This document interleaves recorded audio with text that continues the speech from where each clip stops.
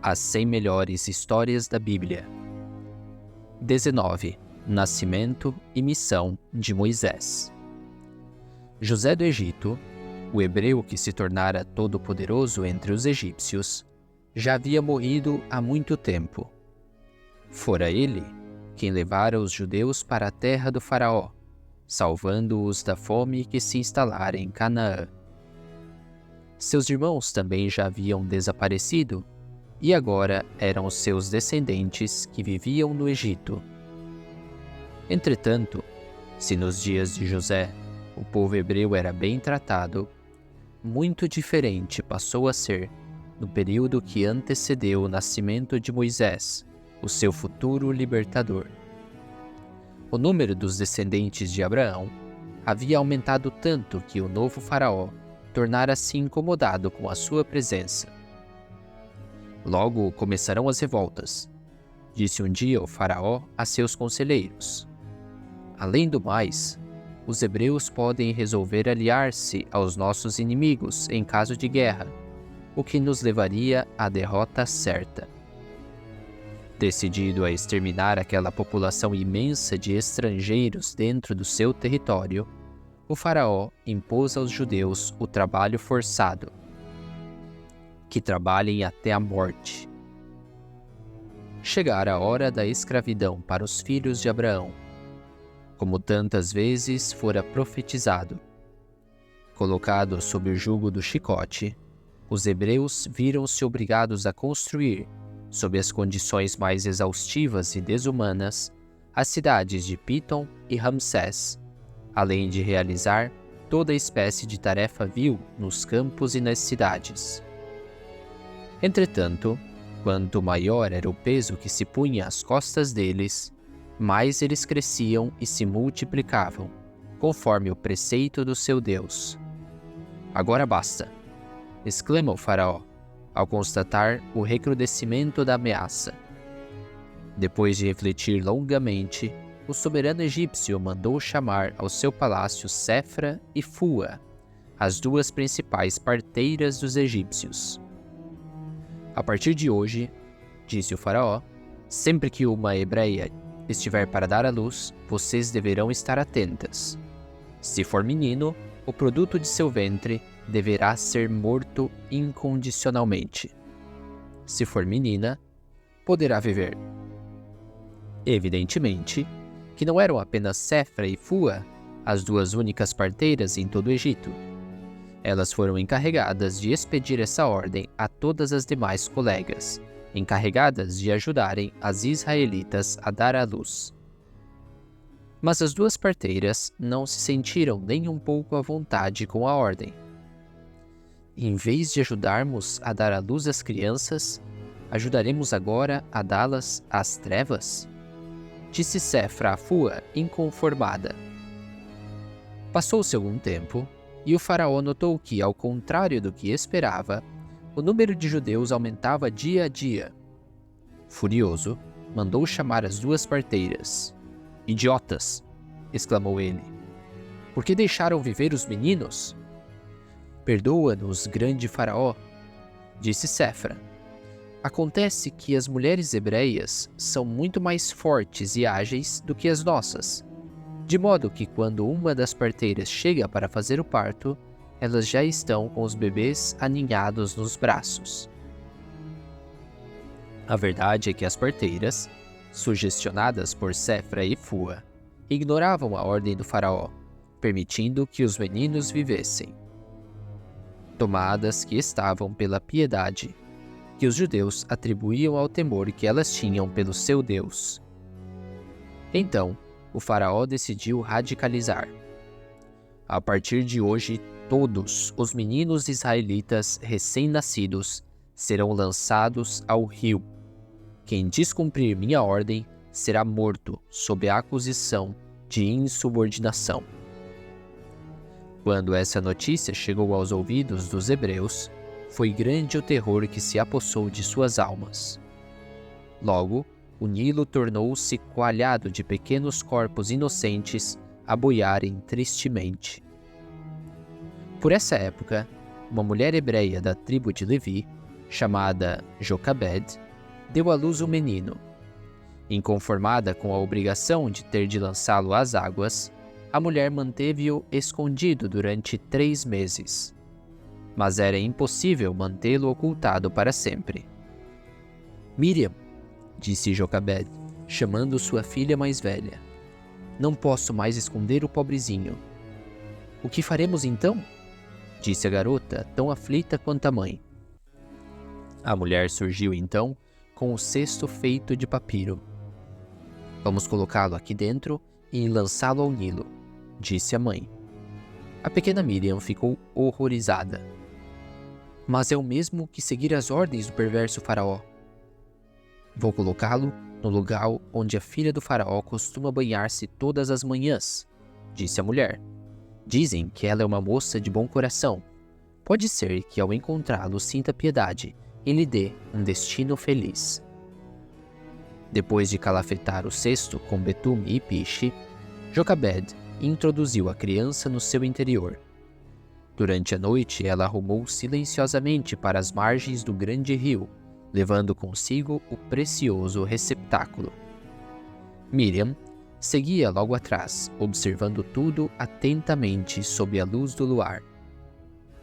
Logo, ambas estavam metidas no meio dos juncos, sentindo bater-lhes pelo corpo as cilíndricas protuberâncias das plantas. Acho que aqui está bom, disse a mãe do pequeno garoto, que dormia inocentemente no fundo do cesto. Com todo cuidado, ela depositou o cesto em meio aos juncos. Adeus, meu menino, disse Joquebed com lágrimas nos olhos. Que Deus o proteja, iluminando o coração da princesa. A mãe afastou-se, enxugando as lágrimas com o véu. Miriam, porém, decidiu ficar, pois tinha um plano ainda melhor para o pequeno irmão, o qual, caso desse certo, poderia trazê-lo de volta para os braços da mãe. Determinada a levar o plano até o fim, ela esperou, oculta entre os juncos, que a noite se acabasse, enquanto um balanço suave mantinha o cesto a oscilar permanentemente, como um berço flutuante, favorecendo o sono do seu pequeno ocupante. Quando o sol lançou sobre o Nilo seus primeiros raios, Miriam, exausta da vigília, estava adormecida sobre o chão. Dentro do cesto, porém, acontecia justamente o inverso com seu pequeno ocupante, pois embora tivesse os olhos protegidos parcialmente pelos caniços ondulantes, nem por isso os tinha inteiramente a salvo dos raios do sol. Feridos pelos primeiros estilhaços de luz, os olhos do bebê abriram-se repentinamente. Um amontoado de formas esguias e compridas agitava-se suavemente acima de si, tendo por fundo uma vasta tela azulada, enquanto o suave balanço continuava a agitar seu improvisado berço. Para quebrar a monotonia que pudesse introduzir-se nesse pequeno idílio aquático, de vez em quando surgia algum pequeno inseto que vinha pousar sobre a borda do cesto. Com os olhinhos fixos no estranho e minúsculo ser, o bebê observava atentamente o percurso que ele fazia ao longo da borda, contornando quase todo o cesto, até alçar um vôo repentino para nunca mais reaparecer. De repente, porém, o menino sentiu um ligeiro baque abaixo de si, e num segundo, a grande tela diante dos seus olhos começou a mudar. Os fios verdes e compridos praticamente desapareceram, dando lugar a algumas manchas brancas de diversas formas, que se alternavam sucessivamente sobre o fundo azul. O cesto rodava, sim, positivamente rodava, em direção a qualquer coisa. Enquanto isso, o seu inerte ocupante podia escutar alguns ruídos vindos de fora. No começo, eram apenas piados de pássaros, mas logo misturaram-se a eles vozes humanas, alguns gritos esparsos e muitas risadas. Nossa, como está gelada hoje esta água! Disse uma voz feminina. No mesmo instante em que escutou esse som, os olhos do garotinho arregalaram-se nas profundezas do cesto. Pela sua mente passou, como num relâmpago revelador, o retrato de um rosto essencial. E foi somente então que ele descobriu que faltava uma coisa fundamental naquele paraíso: a sua mãe. Esquecido já de tudo, o pequeno ser começou a mexer-se inquietamente dentro do cesto. Já não o interessavam mais insetos, nem céu azul, nem nuvens que mudavam de forma e tamanho. Com o retrato poderoso da mãe na mente, ele estava cego para tudo mais, e como a imagem estava associada diretamente ao alimento, logo começou a sentir uma fome terrível, que em poucos minutos evoluiu para o desespero. No mesmo instante, as comportas das suas minúsculas glândulas lacrimais foram abertas, e sua voz, liberada do túnel onde estivera aprisionada até então. O alarido das vozes humanas logo cessou, restando apenas o choro potente do pequeno e solitário navegador. Um ruído de água sendo espanejada chegou aos seus ouvidos, até que viu surgir acima de si a cabeça de uma mulher. Com os olhos ainda úmidos das lágrimas, foi difícil, a princípio, distinguir de quem se tratava. Mas apesar da imagem ainda desfocada, podia perceber nitidamente que a criatura possuía cabelos compridos como os da sua mãe, e que sua voz dizendo "Vamos, venham ver o que achei", também era muito parecido com a dela.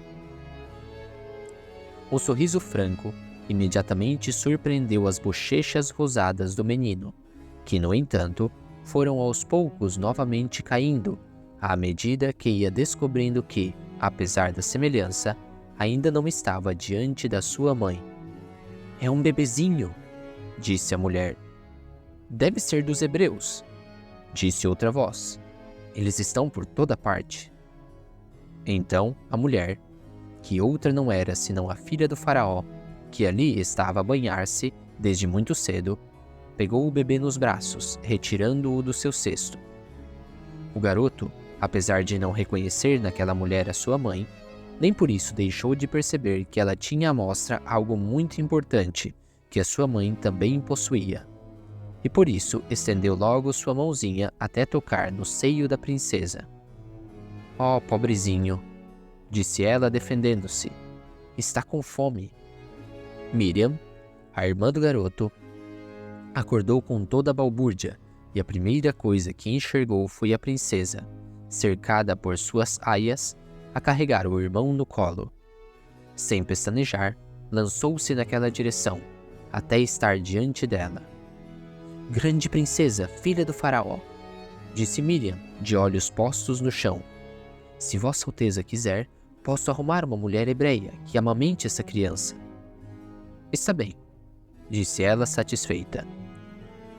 "Eu tomarei sob a minha guarda, tão logo ela esteja desmamada." No mesmo instante, Miriam correu até Joquebed para lhe dar a boa notícia. Não demorou muito e ambas estavam de volta. "Eis a mulher, grande princesa", disse Miriam, procurando ocultar a euforia. A filha do faraó estudou bem a mulher para ver se servia para a incumbência. "Parece perfeitamente adequada", disse a princesa, provando que tinha um olho verdadeiramente clínico para as coisas da maternidade.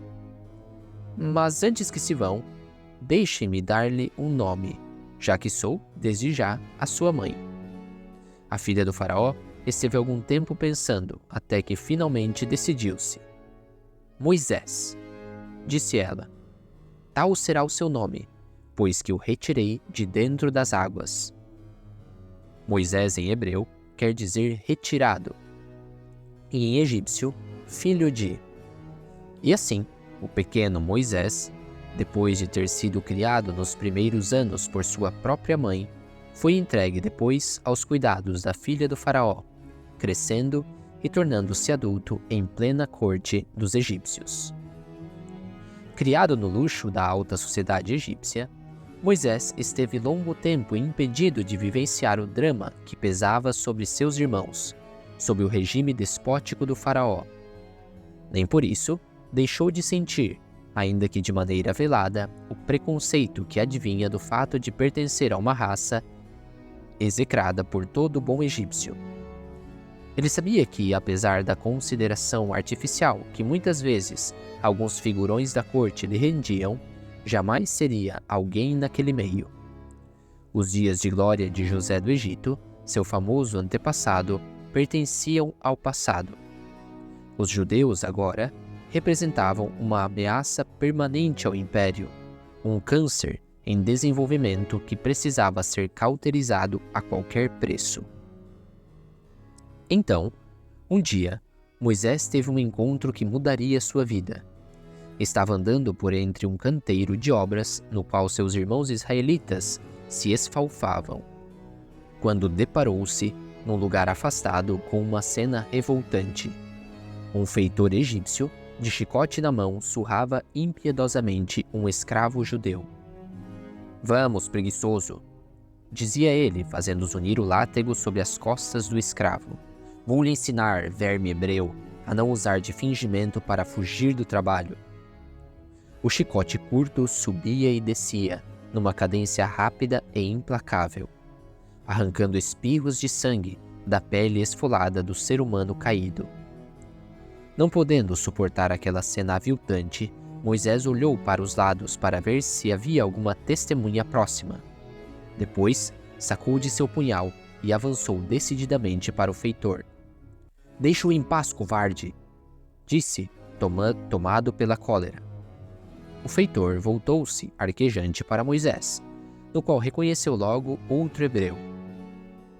Embora pudesse ver pelo traje do seu oponente que este não era um escravo qualquer, ainda assim decidiu tratá-lo como tal.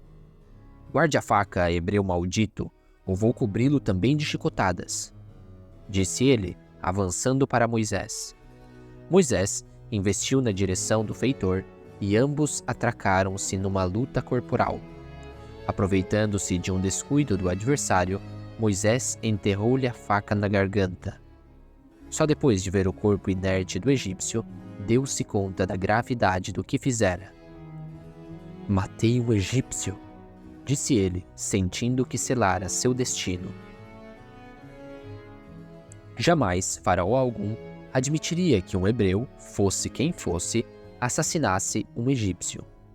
Depois de constatar a morte do feitor, Moisés voltou os olhos para o local onde estava anteriormente caído o escravo. Mas, para sua surpresa, não havia mais ninguém ali. Quase em desespero, Moisés voltou-se para todos os lados para ver se o avistava. Precisava falar-lhe e pedir-lhe discrição, mas por mais que procurasse, não pôde encontrá-lo. Então, tratou de cavar na areia com as próprias mãos um buraco para ocultar o corpo do feitor assassinado, fugindo às pressas do local. Nos dias seguintes, viveu uma angustiosa apreensão. Por onde andasse podia sentir, ou seria sua imaginação, todos os olhos postos sobre si. Certamente, alguém já terá dado pela falta do feitor, pensava, caminhando solitariamente, quando escutou novo altercar de vozes. Dessa vez, deparou-se com dois hebreus discutindo por causa de uma ninharia qualquer. Um deles esmurrava violentamente a cara do outro, o que fez brotar novamente em Moisés aquele mesmo desejo de intervir para fazer cessar a querela. "Vamos, parem já com essa briga estúpida", disse com autoridade. O agressor parou por um instante e encarou Moisés, com o ódio estampado no rosto. "Ora, é o maldito protegido da princesa", disse, debochando. "Quer ser juiz agora de todos nós? Vai condenar-me à morte também, como fez ao egípcio?" Moisés sentiu um medo terrível descer sobre a sua alma. "Então, já sabem", pensou ele. Sem tempo para verificar se aquele homem era mesmo que testemunhara o seu crime, Moisés deu as costas aos dois e foi refugiar-se em casa. Mas já ali haviam chegado também os primeiros rumores acerca do seu crime. "Moisés", disse-lhe alguém em segredo, "tome as suas coisas e desapareça do Egito, pois o faraó já sabe do crime e pretende puni-lo com a morte." Na mesma noite, ele deixou para sempre o palácio luxuoso que habitava. Acabara, definitivamente, a vida de protegido do faraó. Doravante, até a sua morte, teria de viver sob tendas improvisadas, exposto às intempéries do deserto. Moisés voltava a ser o que sempre estivera destinado, um pária judeu. Durante uma noite inteira, Moisés errou pelos desertos da Arábia, até chegar a Madiã, uma cidade situada próxima do Golfo de Acaba. Tendo sido fundada provavelmente por Madiã, filho de Abraão e sua segunda mulher, Sétura, era habitada pelos Madianitas, tribo nômade com a qual os judeus haveriam de desvair-se, muitos anos depois, para que se estabelecessem na terra prometida. Desta feita, no entanto, Moisés estava destinado a ter um feliz encontro com aquela gente. Após chegar à beira de um poço, tal como Jacó o fizera num dia distante, fugindo também de um ato equívoco que lhe pusera a vida em risco, Moisés sentou-se para descansar e beber um pouco de água fresca. De repente, o fugitivo foi brindado com uma visão que parecia mais um delírio provocado pela sede. 7 lindas jovens avançavam para o poço com seus cântaros coloridos, dando uma nota alegre àquela manhã. Moisés pôs-se de pé, respeitosamente cedendo lugar às jovens. Mas nesse instante chegou também um grupo ruidoso de pastores, que pareciam desconhecer completamente o significado da palavra cortesia. "Saiam daqui com seus cântaros", disse o mais ignorante deles. "Primeiro vamos dar de beber aos nossos animais."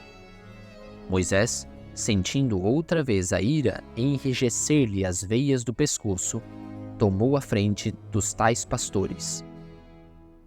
"Elas chegaram antes", disse ele, enfrentando o atrevido.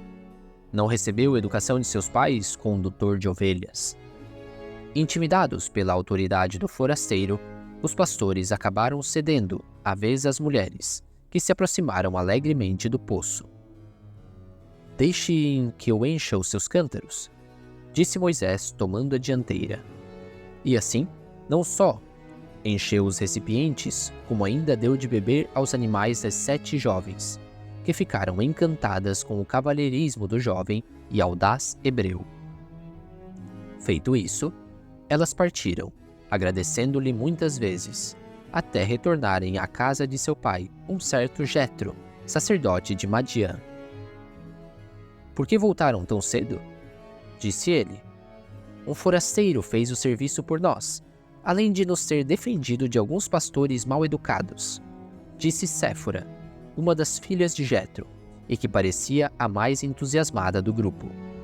Jetro mostrou-se muito interessado em saber quem era o tal forasteiro.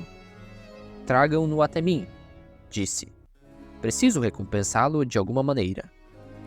E desse modo, Moisés ficou conhecendo aquele que viria a ser o seu futuro sogro, pois passado algum tempo, Jetro lhe deu a sua filha Séfora em casamento.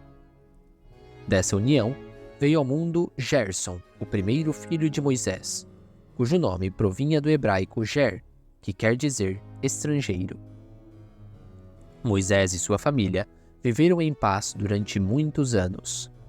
Nesse período, o faraó havia morrido, e embora outro houvesse sucedido, nem por isso as coisas haviam melhorado no Egito para os judeus.